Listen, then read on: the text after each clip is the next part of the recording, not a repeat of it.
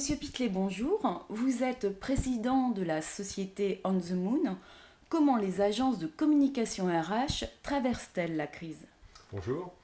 Et effectivement, je suis président d'On the Moon, mais également président du syndicat des agences conseils en communication pour l'emploi, la CCE.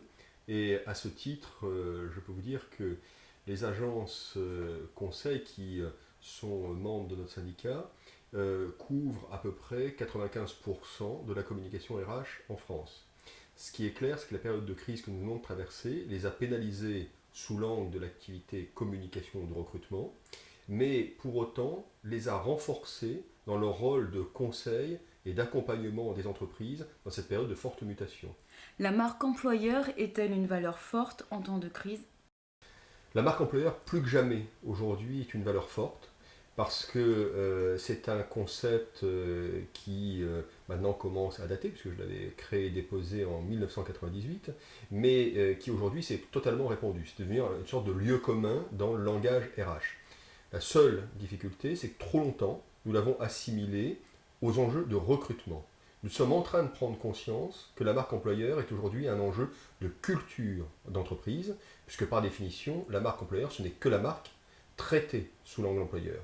Et dans une période instable, alors particulièrement en France, il y a des nuances à apporter dans certains pays, mais en France où l'inquiétude fait loi, où la défiance est un peu généralisée dans le monde professionnel, la marque employeur est devenue aujourd'hui un véritable bouclier social pour protéger la dynamique des entreprises. Et dans les années à venir, je suis extrêmement confiant sur le développement de cette notion, puisqu'elle va de plus en plus impacter aussi la relation entre les entreprises et toutes leurs parties prenantes externes, que sont les clients, que sont l'opinion publique, que sont également les médias dans leur ensemble. Quels sont les nouveaux besoins des entreprises en termes de communication RH? Alors, en matière de communication RH, il y a souvent des modes, et aujourd'hui nous sommes dans la mode des réseaux sociaux. Il faut garder à l'esprit que la notion de marque employeur est une notion globale. Elle couvre toutes les expressions des employeurs, en interne comme en externe. Donc, il y a évidemment de vraies réflexions sur les enjeux digitaux, il y a des vraies réflexions sur les enjeux d'adhésion et de motivation des salariés, tout en préservant de vrais enjeux évidemment en termes d'attractivité. Mais le vrai défi, c'est comment mettre en cohérence toutes ces expressions employeurs en les alignant sur la stratégie de l'entreprise. C'est pour ça que les défis à venir et les attentes en communication RH ne sont pas exclusivement RH, elles sont managériales et de plus en plus prises en compte par la gouvernance des entreprises.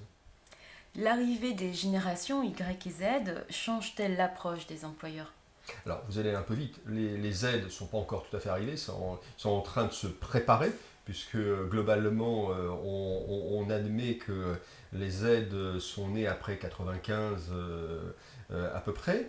Bien sûr que ça va changer la donne. Les Y ont été une génération, alors encore une fois, il faut nuancer, entre un jeune de 30 ans et un jeune de 20 ans, il y a déjà un grand écart en termes de comportement. Mais on peut dire que la génération Y a apporté une dimension plus individualiste, évidemment beaucoup plus connectée que les générations passées, mais les Z, c'est un véritable Big Bang qui est en train de se préparer pour les entreprises. Moi, dans mon dernier livre, Le prix de la confiance, je les ai qualifiés de mutants, car c'est une nouvelle génération d'êtres humains qui va apparaître sur le monde du travail. Hyper connectés, étant capable de travailler dans plusieurs univers temps différents, ayant un rapport à la hiérarchie qui n'est absolument pas un rapport dominant-dominé, mais un rapport collaboratif. C'est une génération qui sera capable de soulever des montagnes dès lors qu'elle est tirée par l'exemple de sa hiérarchie. Et donc, c'est une génération de confiance. C'est la génération véritablement des réseaux sociaux à part entière. Donc, j'ai hâte qu'elle arrive dans le monde du travail pour faire véritablement bouger les lignes du management.